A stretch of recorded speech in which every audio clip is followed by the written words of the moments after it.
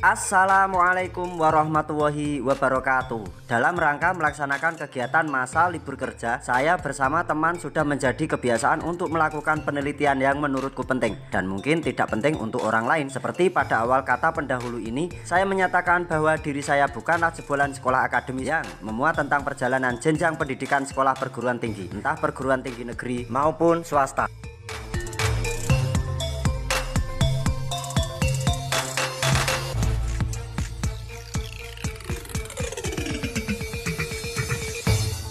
Sampai bingung mau bicara seperti apa lagi, untuk bentuk kekaguman dari semua ini.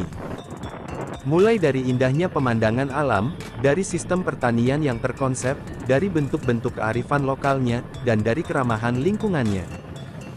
Selain itu, bentuk kekaguman ini tidak cukup berhenti di sini saja. Bayangan dan angan, yang ada di dalam pikiran sudah menggambarkan, seolah-olah, hening dan kenyamanannya sudah terjawab dengan suatu keadaan. Bisa kita rasakan, tidak usah terlalu muluk-muluk. Kita kasih contoh orang awam saja, yang belum mengenal tentang apa yang dimaksud dengan kearifan di suatu tempat. Secara tidak sengaja, atau benar-benar belum mengetahui keberadaan dan keberagaman kearifan yang berada di suatu wilayah. Sudah dapat dipastikan, akan merasakan hal yang sama, dengan apa yang kita rasakan. Ketika berkunjung ke wilayah tersebut, yang dirasakan terutama tentang ketentraman, kedamaian dan kenyamanannya. Sama halnya, dengan apa yang kita lakukan sekarang ini. Mengadakan belusukan di wilayah yang masih sama. Masih di seputaran wilayah Kecamatan Jambu, Kabupaten Semarang. Lebih tepatnya di seputaran lereng Gunung Kelir. Kita masih penasaran, sebenarnya ada berapa banyak jejak-jejak sejarah yang masih tersembunyi di wilayah ini. Dan ada teka-teki apa, yang sekiranya kita bisa membantu untuk memberikan penjelasan maupun keterangan. Supaya, teka-teki tersebut bisa terjawab dan bermanfaat untuk semua lapisan masyarakat. Teruntuk semua kalangan masyarakat di wilayah Kecamatan Jambu, khususnya di seputaran lereng Gunung Kelir.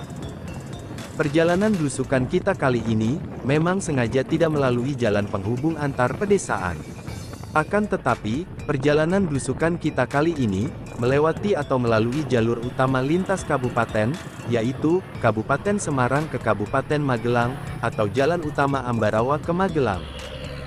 Objek yang akan kita kunjungi berada di Komplek Pemakaman Umum milik warga Desa Bedono, Kecamatan Jambu. Kayu-kayu nganu.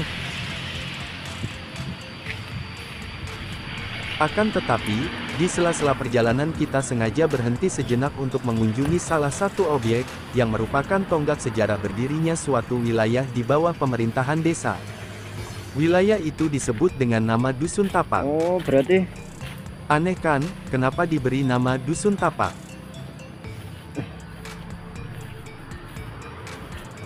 oh iki watu tapake, Kak.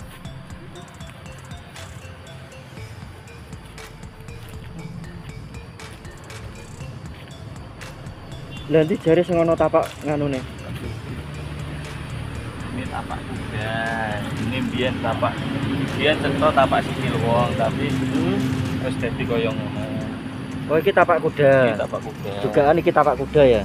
Iki terus kene eneng wingi tapi ora cetha saiki niku.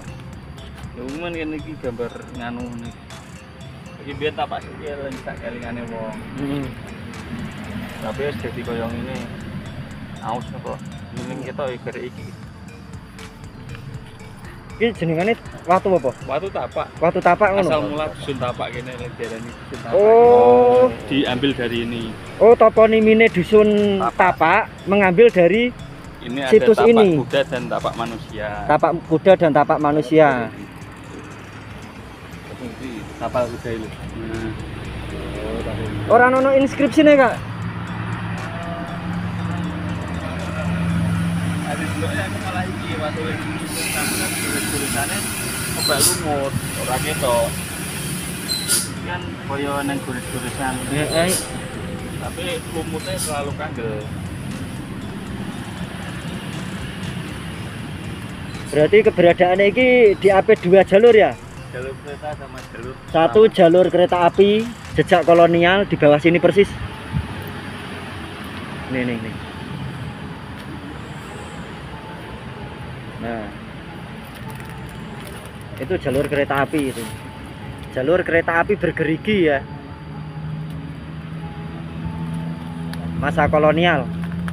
Terus kalau di sebelah kanan ini jalur penghubung antara Ambarawa ke Magelang. Nah, ini jalur Ambarawa Magelang.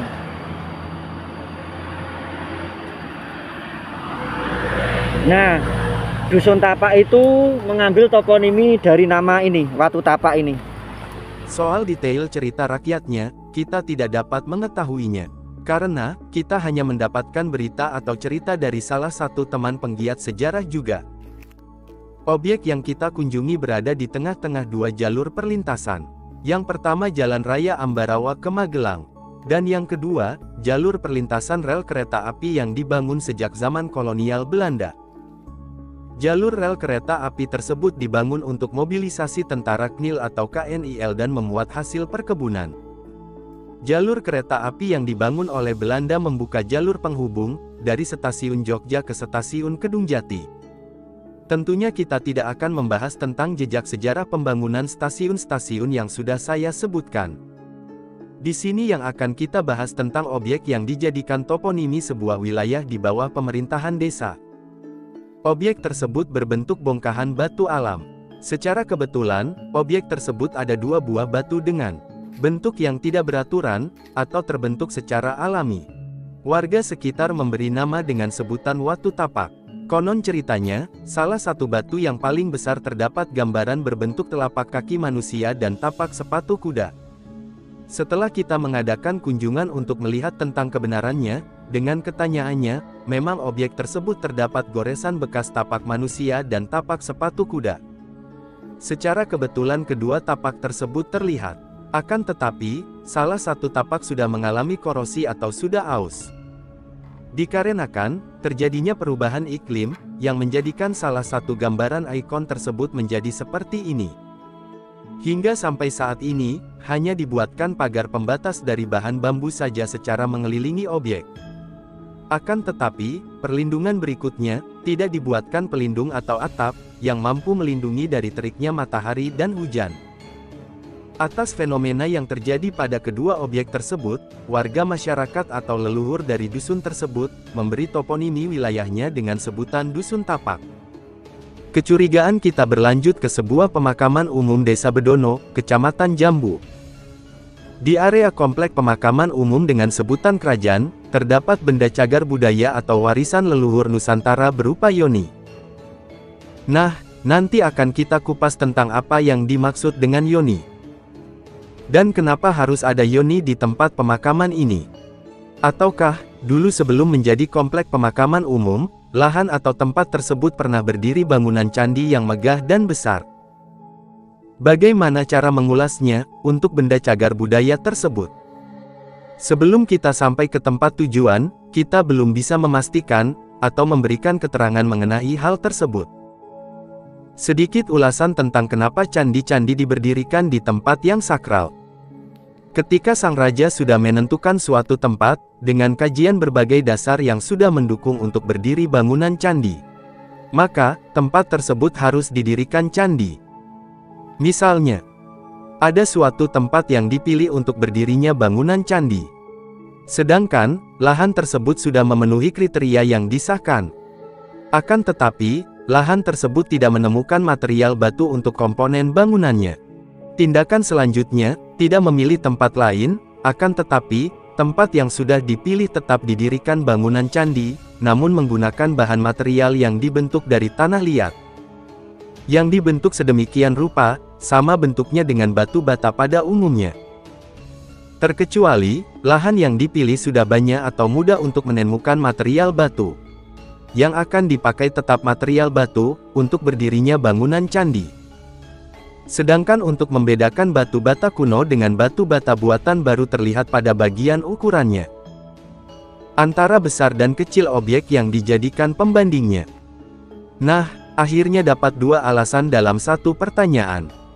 Tentang kenapa alasannya, bangunan candi berada di tempat yang subur. Dan kenapa alasannya bangunan candi dibangun menggunakan material yang berbeda. antara material batu dan material bata kuno atau banon. Jadi bisa membedakan, kenapa ada bangunan candi yang menggunakan bahan material batu, dan kenapa ada bangunan candi yang menggunakan bahan material bata kuno atau banon.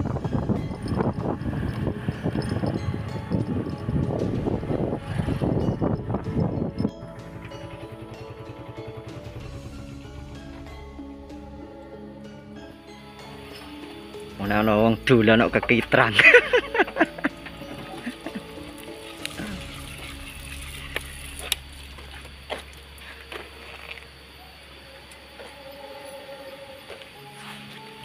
Pager sana kok. Apane sing dipager? Jadi ini. Heh? Jadi lo kita lihat pager. Lah mbah. Oh iya, Yoni.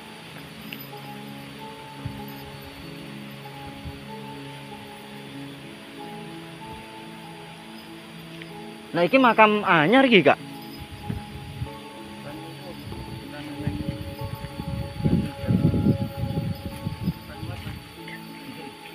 Oh, Yoni.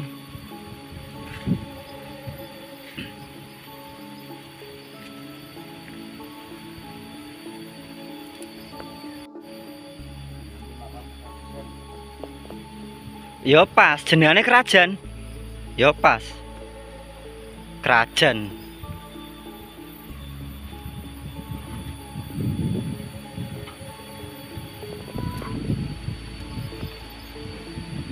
Heeh. Wah, watune padha karo sing Yoni Bedono anu ya, Kak ya. Bedono Yoni Jambu. Watune. Heeh, padha.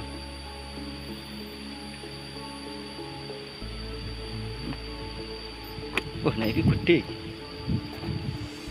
Lah sing ning Suro sakmene iki, Kak. Sing ning Suro sakmene iki.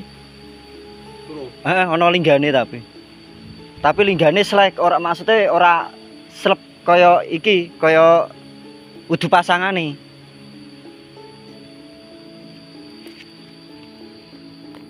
Kayak ngene lho, Pak. Ben ora koplo.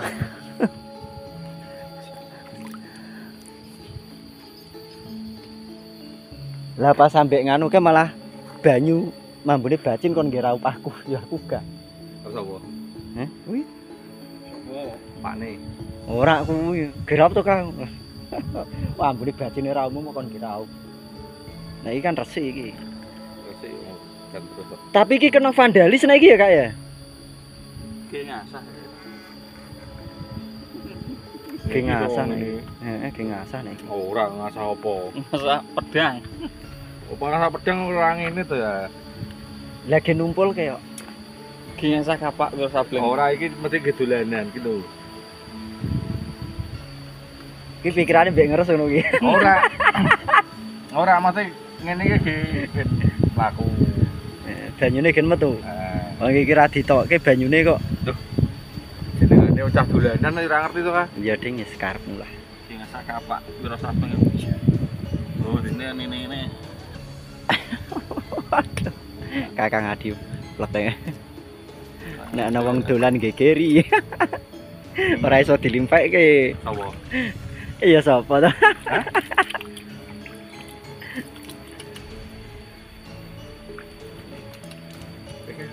Kuat wongnya. Sendiri kan?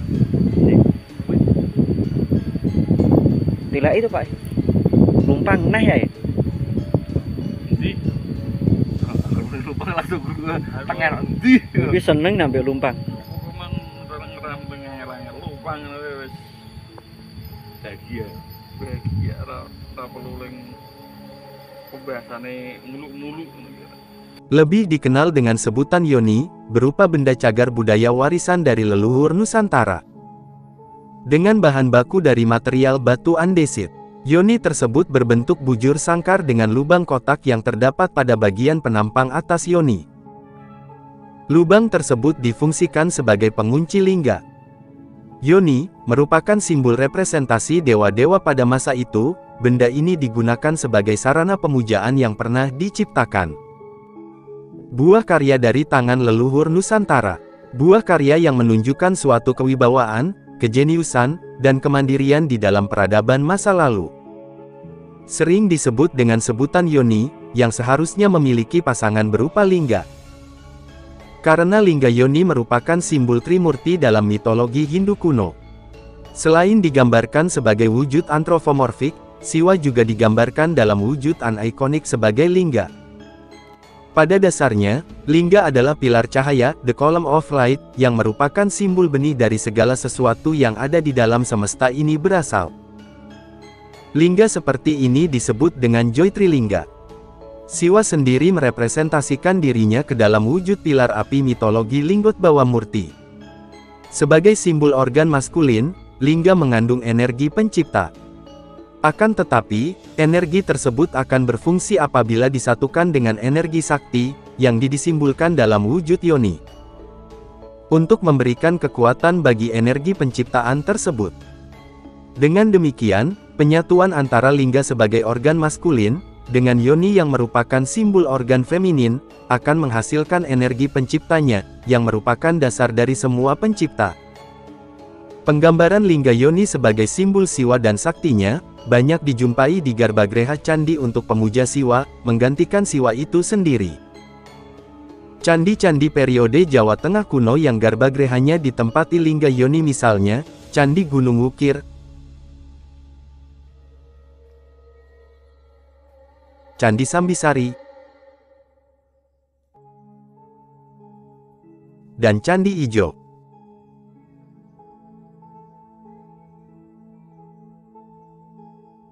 Yoni pada umumnya berbentuk kotak bujur sangkar, memiliki dua penampang yaitu, penampang bawah dan penampang atas. Penampang bawah disimbolkan sebagai Dewa Brahma, predikatnya sebagai Dewa Pencipta. Sedangkan penampang atas disimbolkan sebagai Dewa Wisnu, dengan predikat sebagai Dewa Pemelihara. Penampang bagian atas yoni memiliki lubang kotak persegi berbentuk bujur sangkar, yang difungsikan sebagai pengunci lingga. Bagian penampang atas terdapat cekungan berbentuk bujur sangkar mengikuti bentuk yoni itu sendiri. Dengan alur yang bertumpu pada sumbu tengah bagian yoni yang dihubungkan ke bagian lubang ujung cerat. Yoni yang berada di Komplek Makam Umum Kerajaan Desa Bedono, Kecamatan Jambu, memiliki ukuran yang dibilang lumayan cukup besar. Akan tetapi, yoni berdiri sendiri dan tidak ada pasangannya berupa lingga. Jika kita melihat, yoni tersebut memiliki cerat yang menghadap ke utara. Akan tetapi, cerat tersebut sudah patah. Pada penampang bagian atas yoni, sudah tidak nampak simetris lagi. Ada dugaan, yoni tersebut pernah mengalami vandalisme. Walaupun secara tidak sadar, orang-orang zaman dahulu memanfaatkan batu yoni dipergunakan untuk mengasah benda tajam seperti sabit dan sejenisnya. Walah, gasi gripis duwurane kok pak. Pada bagian bawah cerat yoni, tidak nampak hiasan berupa kura-kura dan naga kobra. Dengan pahatan polos, dan mengikuti alur tanpa imbuhan hiasan di setiap tubuhnya. Yoni pada umumnya, terdapat hiasan dengan berbentuk pahatan berupa kura-kura dan naga kobra. Umumnya, sikap atau posisi kura-kura di atas kepala naga kobra, sedangkan di atas punggung atau cangkang kura-kura menyangga cerat yoni. Lingga yoni tidak harus berada di dalam bangunan candi induk saja. Seperti halnya dengan mitologi keyakinan Hindu klasik. Lingga yoni, atau bangunan candi dibangun pada tempat-tempat yang berpotensi memiliki atau mengandung sumber mata air. Yang membuat lahan sekitar menjadi subur. Karena, mitologinya, sumber mata air merupakan tempat berkumpulnya para dewa dan dewi. Terjawab sudah, yoni yang berada di Komplek Pemakaman Umum Kerajaan, Desa Bedono, Kecamatan Jambu. Tidak memiliki bangunan seperti pada umumnya. Artinya, yoni tersebut dibuat tidak di dalam bangunan candi. Melainkan, lingga yoni tersebut berdiri di tempat atau lahan yang benar-benar subur dan dekat dengan mata air. Dugaan, sebelum tempat berdirinya yoni menjadi komplek makam umum, mungkin dulunya, tempat tersebut adalah lahan pertanian yang sangat subur. Mengingat keberadaannya di lereng Gunung Kelir. yang sekarang menjadi perkebunan kopi sejak zaman Hindia Belanda. Fungsi Lingga Yoni kala itu, merupakan piranti pemujaan untuk sekte Siwa, yang difungsikan sebagai mengusir balak, mengusir hama dari tanaman, penangkal mara bahaya seperti gejala alam yang memiliki pengaruh pada tanaman. Jadi perlu diingat, Lingga Yoni tidak harus berada di dalam bangunan candi induk saja, melainkan di tempat-tempat yang berpotensi dengan kesuburan tanah yang terdapat sumber mata air, seperti petirtaan kuno dan tanah atau lahan pertanian. Ternyata, kekaguman dari bentuk-bentuk lain di wilayah ini masih bisa dilihat. Suatu pemandangan dengan bentuk yang tidak pada umumnya, yang mengharuskan untuk dikagumi, dan mengambil intisari dari makna-makna yang tersirat di setiap guratannya. Pemandangan itu berupa benda cagar budaya, warisan dari leluhur Nusantara. Berbanggalah, ketika wilayah kalian terdapat jejak sejarah dari peradaban masa klasik.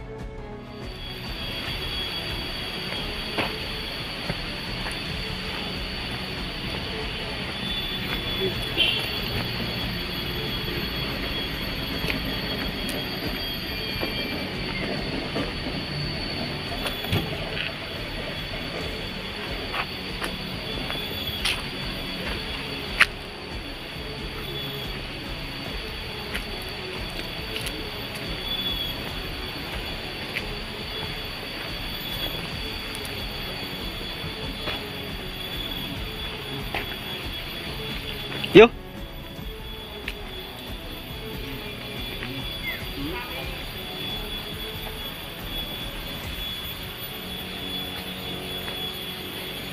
Dua kali ini boleh, dua kali kilo. Ya, ada berapa? Enak jualan coba. Coba.